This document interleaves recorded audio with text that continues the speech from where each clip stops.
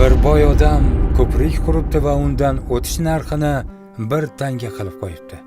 Hamma uning bu ishini qoralab, ziqna, xasis deb so'kibdi.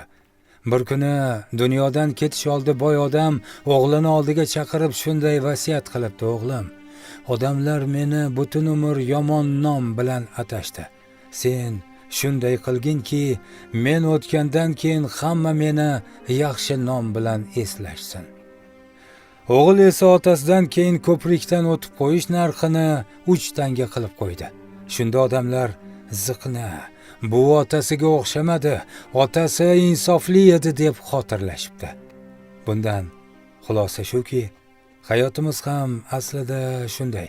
Kimningdir qadrini yomonlarni ko'rgandan keyingina anglab yetamiz.